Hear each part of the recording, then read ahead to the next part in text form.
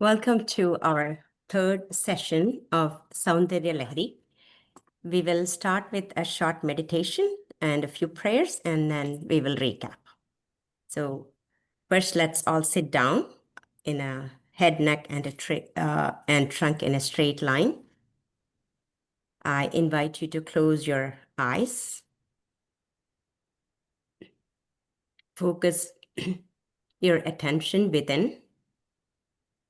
We talked a lot about Shakti during the last session. Feel her power within you. Feel her energy within you. The energy that makes your eye blink, your heart beat, everything within you, what is happening is because of that power, the Shakti's power. So feel that within you.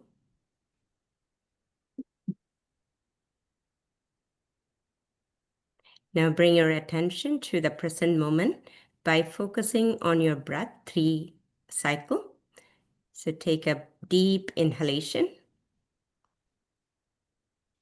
Exhale completely. Inhale deep.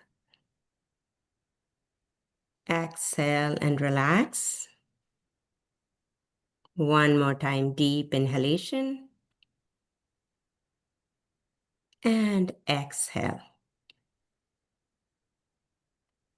We'll start with the short prayer.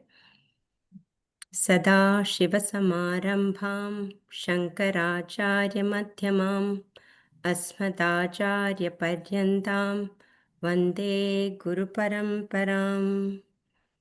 Gurur Brahma, Gurur Vishnu, Gurur Devo Maheshwara, Gurur Sakshal Parabrahma, Tasmai Shri Gurave Namah. Vakratundha Mahakaya, Suryakoti Samaprabha, Nirvikhnam Kurume Deva, Sarvakareshu Sarvada. Sarvamangala-mangalye Shive Sarvartha-sadhike Sharanye Trambake Gauri Narayani Namostute. Om Shri Matre Namah. Welcome back, everybody, to our session 3 of Soundarya Lahari. We will start with a recapping of our session, the second session. But before that, I just want to mention that we will use a little bit detailed recap because there were a few confusions that some of you have mentioned about. We introduced a lot of words. We introduced Śuddha Chaitanyam, Shiva, Brahman, Shakti, Prapancham, Devata, Mantram. So it's okay to get confused, but what we will do today is a little bit more elaborate recapping, so you totally understand all these words and the meaning, and then that will be very helpful for you to kind of take it to that next when we talk about the slokas. That being said, I know I'm going to show you some pictures. Traditional teachers are going to come after me if I actually show you the Shuddha Brahman in a picture. But of course, I'm not a traditional teacher, so hopefully I will be spared. Now, whatever I am teaching you, which I'm telling you, if there is something right, that comes from Guru Parampara. And if there is something wrong that I'm saying, it purely belongs to me. So that, with that caveat, I am going to share my screen, and then we will talk about all the words in detail that we looked through from last week.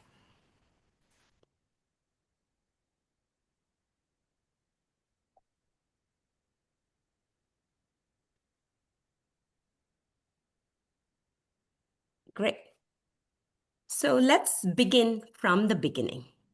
We talked about what is Śuddha Chaitanyam, Brahman, or in Tantra, the word is Shiva.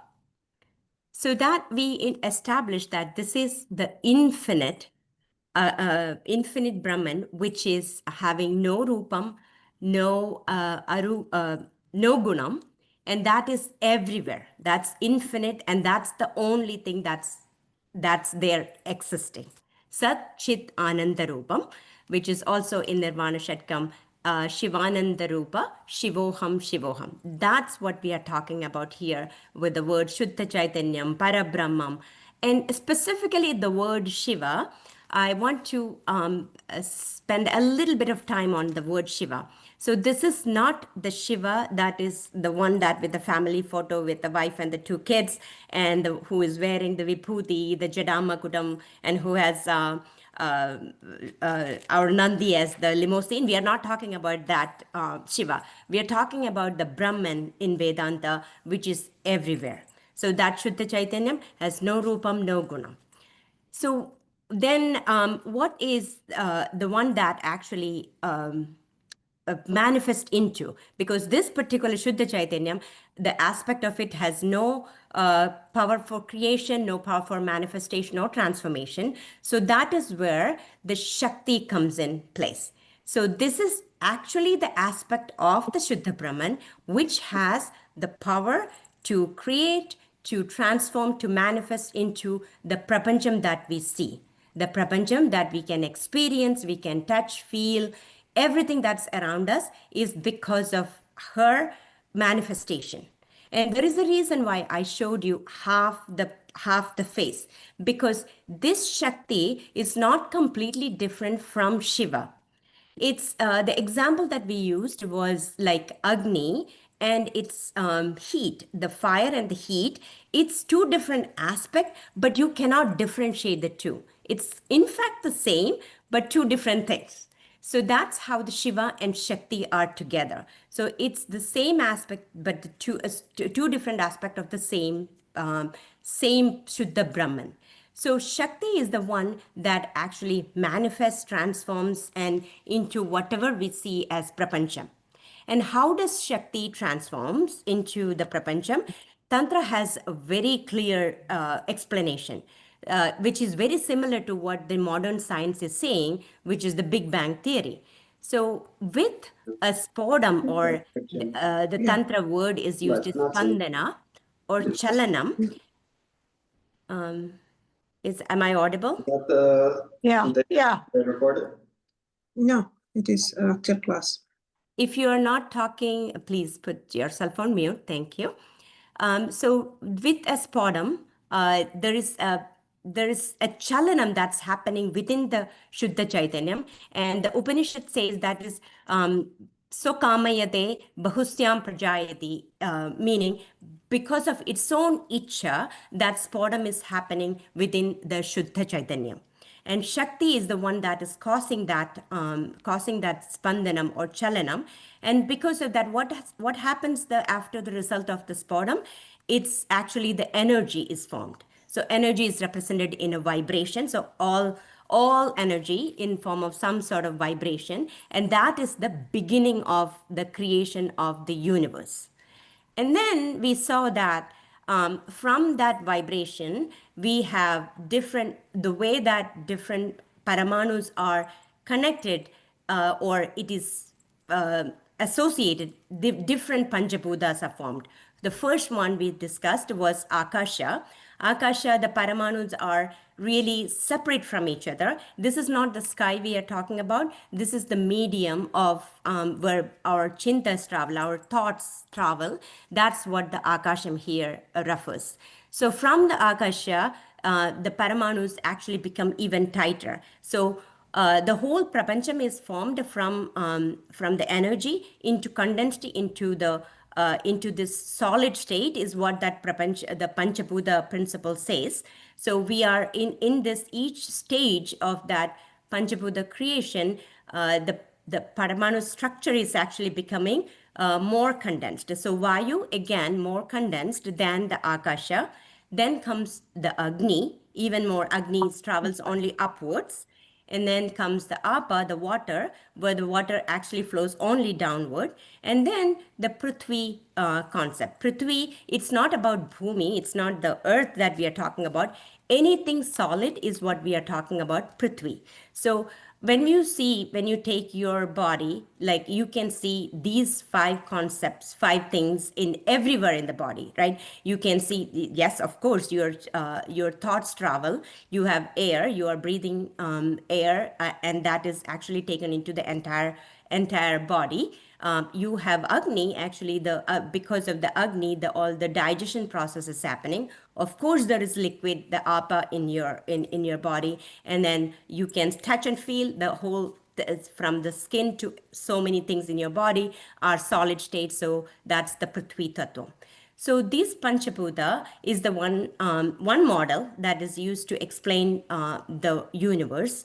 And from the Panchabhūta, this is the basic building block of that. From that, the entire thing that we see, the tree out there, the table that I see in front, the computer, the you, me, everything in the whole prapancham, in the cosmos, is from this Panchabhūtam that's created. So that's kind of from where the Śuddha Chaitanyam transforms and then finally becomes Prakriti that we see around us. And one thing about the Shakti is the one that will take you closer, even though it is a different aspect of Shiva itself. The Shakti is the one that holds the key to Shiva. So she has the power, she has the key. So when we are doing the meditation, when we are doing the sadhana, she finally holds and decide who reaches into Shiva.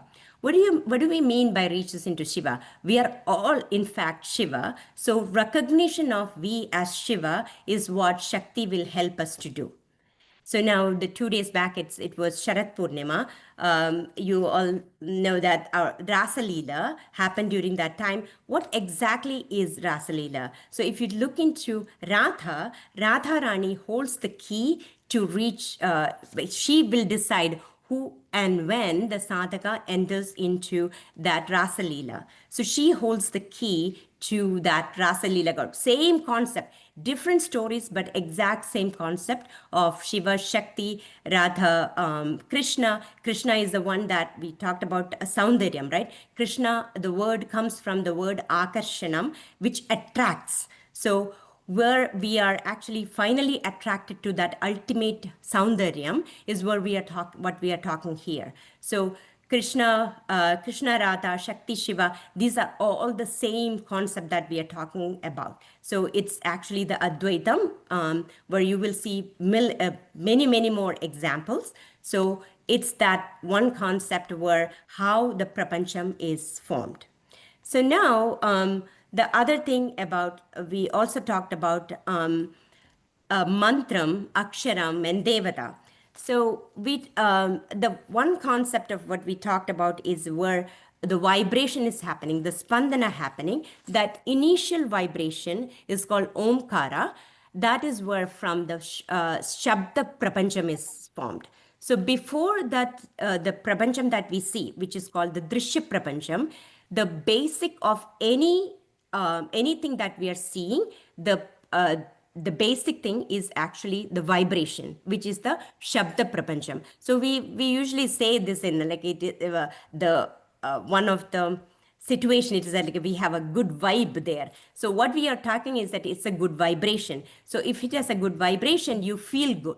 So every scene thing, like every drishyam, it's associated with a vibration. So Om is the Omkaram, the Pranavam, is that initial vibration that is supposed to have created after that first sporam. But then again, it is not that once it is, don't think it as sporam as that once it is created and done.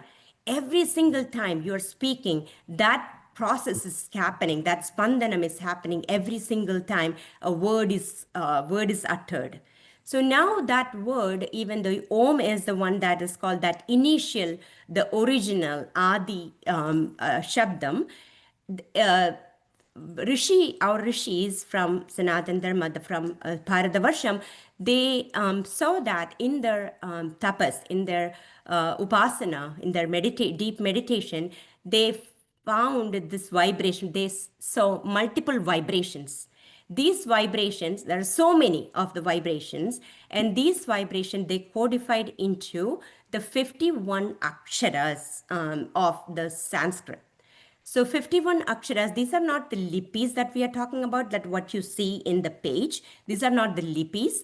These are the sound, the vaikari, the sound that is coming from those e. That sound is what we are talking about, because the sound is not different in English versus Pali versus Sanskrit versus Malayalam, Hindi. Their sound is exactly the same. The lipi could be different, but the sound is that basic thing that creates the drishya prapancham. So that sound, that multiple sound, that is vibration that is available in the universe, the rishis, they codified them into 51 aksharas. Those are the letters that you know in Sanskrit. Now, they also found that this combination of these letters, these sounds actually, not the letters, the sounds actually had a particular guna. That's where the drishya prapancham is coming. So let's talk about Devata a little bit later, but even the tree. So even the trees that we see has a basic vibration. So that vibration is that comes first, and then it get into two different things. There is a nama and a rupa. So the drishyam of that tree comes in later. So it is the similar way, everything in the prapancham, the sound is that what comes first, and then it comes into a meaning of that, the quote unquote object. So now if we take that same idea into what rishis saw in some of those combination of those letters or the sounds, they found there is a particular gunam.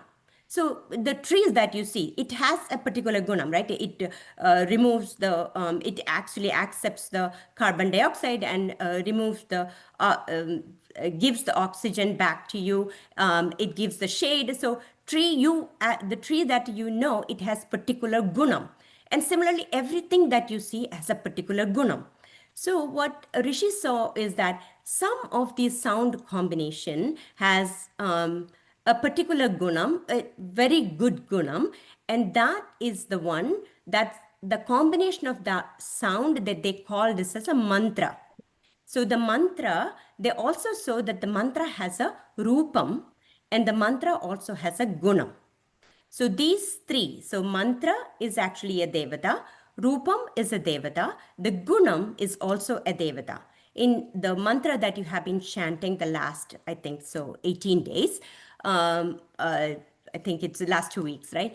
That particular mantra has the gunam of chitta shuddhi, that is gonna clean your mind. That any papam, we use the different words of papam or malam, those things that in you, because that come from either from your own initial birth or through the generations, that papam or that malam is going to remove because of this particular mantra. So that's what the rishis found. Similarly, we have 33 core devatas, right? We know that Saraswati has a particular gunam. Saraswati is the devata of jnana and vijnana. Ganesha is the devata of Vigneshwara, Vignahartra. And not only that, he's the one who provides the Siddhi Shakti and Buddhi Shakti, Siddhi and Buddhi. Mahalakshmi is the devata of Samriddhi. So you know different devatas, they have particular gunam. So similarly, if you look from a concept of Shiva Shakti, which is at the hierarchical stage, at the bigger hierarchy, if you think about the three gunas of creation, sustenance, and laya or destruction, we usually use, but it is actually the laya or dissolution. So these are three devatas. So now these three devatas are it's coming from their power, or their gunam is coming from Shiva and Shakti. Shakti, to be specific, because that aspect is the one that transforms into all these things that we see, whether it is as a devata or anything that we see in the prapancham. So that's kind of a quick recap on what we did last week. Now let me stop sharing. So that background is absolutely needed for understanding the verses, because many of them comes with the Shiva and Shakti. So you need to know that what do we mean by Shiva, what we need by Shakti, where is that sankalpa of Advaita coming, all that concept needed to understand. But then again, please do not worry too much if you don't understand this, right? The 10% of, if I have to put a percentage, 10% only go into what understanding of this. The 90% you should be focusing on your own sadhana, because as you do your own sadhana, these concepts will be becoming more clear to you. I saw Sheena's comment. So these concepts only it becomes yours, because otherwise it will be the concept that I'm telling or in my head, or Rajesh's just head. So it's just that you're repeating what others are telling. But if this wants to become solid in your own mind, solid from in your own, it has to come in your own experience. That is where the sadhana comes. And sadhana, what sadhana does is that, we mentioned is that it is not only in Tantra, the focus is on two sides, like yogo, bhogo, ratam, tantram. So Tantra never denies the yogam, the sensual pleasures, anything that at the physical level that we are trying to achieve. It never says that no to that, because even this is where Tantra and Vedanta slightly differ. In Vedanta, the body is considered as Jalam, where we are focusing only on that Śuddha Brahman. Tantra says it's fine. The body is also divine, because it came from Śuddha Chaitanyam. It's just as Sagunam. It's okay that you can use your body to get into that Nirguna Brahman. So body is always considered as divine. So I was mentioning earlier that Vedanta would say that neti, neti, neti for anything that is not Nirguna Brahman. But in Tantra, it's like, it's fine. Until we reach there, it's okay to say everything is iti, iti, iti. It's fine. The body is divine, the tree is divine, everything in nature is divine. So see that, feel that, experience that through your sadhana. So that's what Tantra is asking us to do. So with that with that recap, we will go to today's topic, which is Advaita in Tantra. So we already kind of touched upon that. We said Shiva, Shakti is the combination. Both are the one that is actually building the entire prapancham. So now, how is that displayed in Soundarya Lahari? There are many words that is used in to talk through that. We have Ardhanarishwara Sankalpam, Shiva Shakti Yukto, the first line of the first verse of the Soundarya Lahari itself. It's all denoting that Advaita. It's not two separate, it's one. But in order to explain it, we are talking this as a Shakti, and that Shakti itself, when Rishi saw in nature, everything that actually creates and nurtures are feminine nature. So that's why the Shakti is called Jagan Mata, and we are now focusing the entire text on this particular Jagan Mata. But in Soundarya Lahari, it's not just that the focus is on the Jagan Mata. It's actually Advaitam is coming on so many different levels in Soundarya Lahari. So if I can take a quick view of some of the bigger slogas of this composition.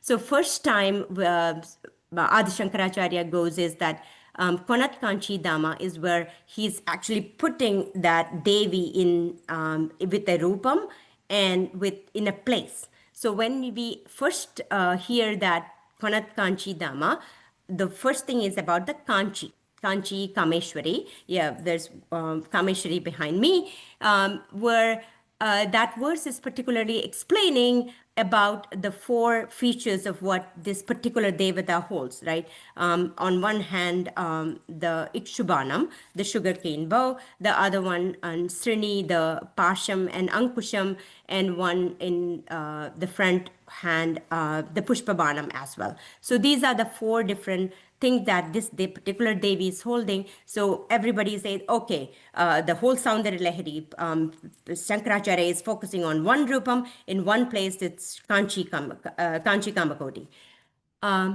Then he moves forward, where he is talking about Sharad Jyotsna Shupram Shashiyuda Jada Joda Makudam, where he's talking about Sharad Jyotsna is coming in multiple places today, probably because it was Sharad Paurnami 2 days back. So there, he's talking about Shupra Saraswati. So he changed the Rupam from Kanchi Kamakshi to Saraswati, where if you go forward, where he's talking about the white color Saraswati. We all know the Saraswati that's holding the Veena and wearing white, again, as a Devata concept. Now, if you move forward, Shankaracharya is taking a totally different route, where he's taking a one that we have, it's not even common at all, where we are talking about Aruna Saraswati. It's not very common, Aruna Saraswati, but Aruna Saraswati having not only for the Ayudham of Kanchi Kamakshi, then she also holds the four, there are 8 hands altogether, the 4 things from Saraswati as well. So that's 8 hands with 8 different ayudhams, or 8 different things, including Veena. So there, he's talking about a different Rupam. So now, okay, so moving from Kanchi Kamakshi to Saraswati to Shupra Saraswati to Aruna Saraswati, Shankaracharya is talking about different Rupam here, different, and you already learned that 97 verse where he says, okay, so people who know about you is some are calling you Parvati, some are calling you Lakshmi, some are calling you Saraswati. Then he says, okay, you're not those 3 or even multiple other things that we have talked throughout these 97 verses. You're actually the 4th stage, where the Turiya Bhava. That's where that Brahman, the Advaitam, is coming. So it's not just that one Rupam or one Devata. You are actually that the one that above everything, that Shakti, that one Parabrahma Mahishi, Patta Mahishi of the Brahman. That's where he's bringing that. So he doesn't allow us, Shankaracharya doesn't allow us to just stick to one Rupam or Gunam or Devata. He's asking us, okay, he's moving from one to the other. That is where that Advaitam is coming. And not only if you step out of the Soundarya Lahari, take the Shivananda Lahari. He's talking about Shiva as not Shiva as the Parabrahmam there, that Shiva, here is taking that the same concept that we are talking about, the Shakti, that attributing to Shiva. And then if you know the many other stotras, stutis that is done by Adi Shankaracharya, where the Govinda, he's taking Govinda as the one. And this is the same Shankaracharya gave us the Shanmadam, that whether you try to reach that Parabrahmam through Saraswati, Lakshmi, Ganesha, or any different form, but you are ultimately reaching that Parabrahmam, Brahman, the Shiva in Tantra, that one infinite truth. So that is kind of that Advaitam in even Soundarya Lahari. Soundarya Lahari is actually a perfect combination of 3 things, I would say. One is the Bhakti, and Bhakti Yogam, Jnana Yogam, where we are talking about the Advaitam, and then Karma Yogam, which many of you have been doing learning the Bhagavad Gita. So that Karma Yogam as well. So Karma Yogam, the perfect example was that the verse that we learned last week, Japo Jalpa Shilpam, right? Where we are saying that everything, if Shakti created that prapancham, So not only the drishya prapancham, everything that we see, we experience, we touch, feel, everything is her, right? So from there, how can we bring that element in our daily life? Not only the japam of 10 times that we are praying that japo jalpa shilpam for 10 times, but also outside, just step outside and do when we are, where Shankaracharya is saying that anything that we utter, not only the japam, but anything that we utter, let it become your japam. Anything that we do with our hands, let it be your mudra, be the mudra that I show it to you while I'm doing the puja. Anything, anywhere that I'm walking, let it be your pradakshinam. Anything that I eat, let it be ahuti to you. Anything like he showed that 5 things, but now you can take. How can you do that karma yoga in your day-to-day life?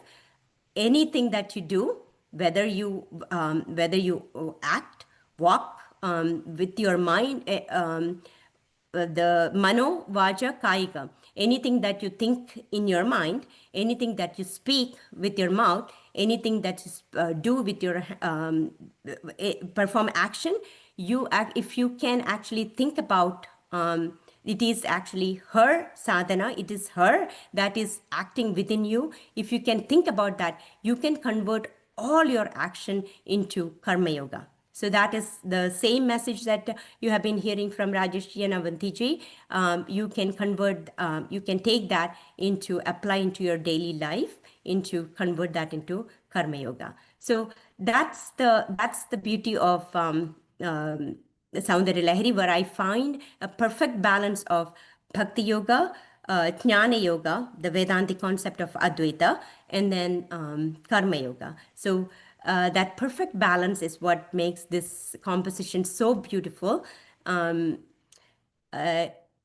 want to summarize again what we discussed. We recapped the whole idea about how from the Parabrahman, Shiva, Shakti is creating that with the spodam. With spodam, the vibration happens first, and from that vibration, the Panchabhūtam comes, and from the Panchabhūtam, the entire Prapancham is created. And the same thing that when that first vibration, the rishis separated some of those vibrations, created that into 51 different letters. Letters are actually known as aksharam. Aksharam means aksharam, the one that doesn't decay. Ksharam is anything that decays, so aksharam is anything that doesn't decay. So the ksharam, the reason why it is called aksharam is that once the word is said, it stays forever. So it's the basic Shabda Brahman. It's never decays. Just like the Śuddha Brahman is never decays. So similarly, the Shabda Brahman, it just never decays. So that's why the word aksharam. And you have seen the some of the concept that comes in the Devata Rupam. That same 51 letters, you might have seen the 51 kapalam on the neck of Kali. So that represents the same 51 letters, 51 aksharas. Shabda Brahman is what is represented in that the 51 kapalam that Bhadrakali is wearing. So yeah, then we talked about the Advaitam in Soundarya Lahari. So step by step, Shankaracharya is taking us from one place, not only the Rupam, he's also talking about different places. So you know that some people say that the Soundarya Lahari is written from Mukambika, some say that it is written in Chidambaram, some say it is in Kanchi Kamakshi, but it doesn't matter. It doesn't matter where it was written, which goddess we are referring. Shankaracharya is finally taking us to that Advaitam, where Shiva Shakti or Ardhanarishwara concept, where it's the truth is one, the truth is infinite, that same truth is known as the Chidananda Rupa Shivoham in the Nirvana Shatkam. With that, I am gonna stop here and handing over to Rajesh ji, and then after that we will end with sadhana. Thank you, Jina. That's very good recap. So I know that it is going to be a little bit of too much for you because initially all these terms, when you introduce, it could confuse. But don't worry about that. Understand it in a simple way for the time being. As we go through the individual shlokas, this will become very clear to you. It's not very complicated. You will get it. So that's number one. Second thing is that the fundamental point here is that Ekam Sat Vipra Bahuta Vadanti. Truth is only one. The sages approached in different path for the sake of different seekers. So what we need to understand here is there is Advaita Vedanta, there is Tantra, there is like Subramanya method of Skanda type of worship. So there were multiple paths in the ancient Sanatana Dharma. And apparently these were contradicting and conflicting and they were fighting each other.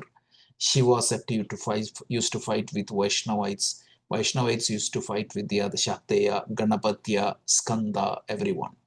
So Shankaracharya, out of his larger vision, he tried to rationalize all these things and all these 600 types, different modes of worship, he rationalized into 6 paths. So that's one of them is this Shakti path or Shakteya path. And what we need to understand is that when you those who study Advaita Vedanta, you hear some terminology different. These are 2 different models, but both are referring to one truth. So to understand this very simply, you need to understand that there is the fundamental truth, Shiva, but that Shiva gets manifest to the universe only through Shakti. That's all you need to know. Everything else is secondary. And what we are trying to do is, we are trying to find that Shakti. We are trying to relate with that Shakti. And through step by step, Shankara is going to connect us to that Shakti, and through that Shakti, eventually to that Shiva. This is the whole idea of Soundarya Lahari. So forget about all the technical terms if that is confusing to you. Understand that it is because of Shaktis the Shiva became manifest in the first shloka is going to talk about that only. Without Shakti, you won't see Shiva. So this is very important. And that Shakti, we are going to find out. All the other details, yes, those who are interested, you can study, but that's it. That's the whole idea. And sadhana is more important here, more than anything. So I would hand over to Jina for that sadhana. Thank you so much, Rajeshji. We are not introducing any new words today. So the sadhana will be exactly the same that you have been doing the last 1 week, the same 2 words. But one thing I would say that now that whoever has been doing the daily sadhana, you have done 18 days now. So there could be something that you have noticed. So I want to focus on some part of that sadhana itself, because like I said, the teaching, or Rajesh just mentioned that don't worry about if you don't understand what we are telling in the class, as long as you are focusing on the sadhana, and that should be the major component of it. Not just the sadhana in your on your mat where you're sitting down and chanting, but also converting that into a karma yoga, as with that bhavam of Shakti is one behind everything, and whatever I'm doing, that is for the Shakti, that bhavam, even if you don't feel it, now fake it until you make it. So keep saying that, like one day, the sages promised this. Sages told us that this is one, truth is one. So just trust that sages. Don't trust me, trust the sages, and continue that bhavam in you. And ultimately, that is what going to take you to Shiva. And it's not that we are going to see Shiva, you're actually going to become Shiva. You are in fact Shiva, but you're going to recognize that you are Shiva once we do these sadhanas.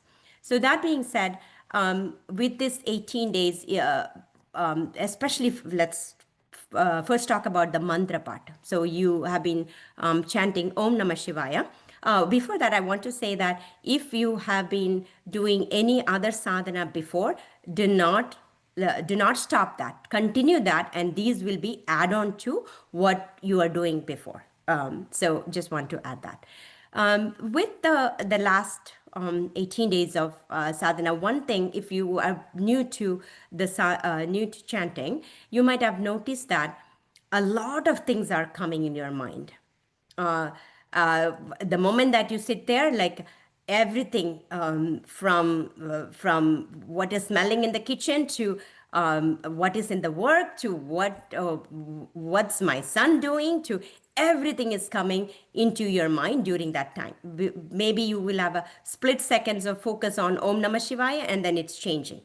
So now, how do we deal with that? Is that good or is that bad? Usually people say that because I've been doing yoga and meditation, this is one of the common things that people come to me. Like, I can't do meditation because the mind is so distracted. But this is actually a good thing. So what is happening is that we have the vasanas that comes from our previous life, the generations of vasana, that is actually coming out. So if you're cleaning up a pot which you have cooked, you will not suppress all the gunk that is under this. You won't suppress that. You will take it, like as you clean with the scrub, all the things will be coming out. So just like that, let all the thoughts, let all the vasanas, let all the thing, let it come. But only thing is that I used a word called Shraddha last week. So as it is coming, your Shraddha should not be into that thought that's coming on one side. Your Shraddha need to be continued to be on that mantra. So that is the first part. So let all the thoughts come. Don't suppress. Let it come, because that is how mind will act until we get to that stage where our mind calms down. It will continue to happen. So let it happen. Let it come. Let it come into surface of your mind and let it go. But you will continue to have your Shraddha, your focus is still in the on Om Namah Shivaya, the chanting. Now, that's the first part. Now, the second part is that Om Namah Shivaya, when we say, where should I focus? So, should I focus on the letter, like you know how to write Om Namah Shivaya? Should I focus on the way that it is written, even I'm chanting? Should I focus on the sound? Should I focus on the Shiva, the Rupam of Shiva? Where exactly should I focus? I don't know if anybody thought about that, but here the Tantra says that you need to focus on that from Shakti. There is a vibration that we are talking about. That vibration is where you will focus on. So not the Rupam, not the Lipi, not the sound, nothing, but what is that vibration that is bringing within your body is what you're focusing. In order to understand that, you could actually chant Om very loud. So when you chant Om, you can feel that vibration. I'm not telling you where it should be, because different people will feel vibration at different place in your body, but at least feel that vibration and understand that vibration. And that is where you will focus on when you are chanting. And then the question will come, will the vibration comes only when you chant loud? Like write out that Om Namah Shivaya, is that when the vibration comes? Not really.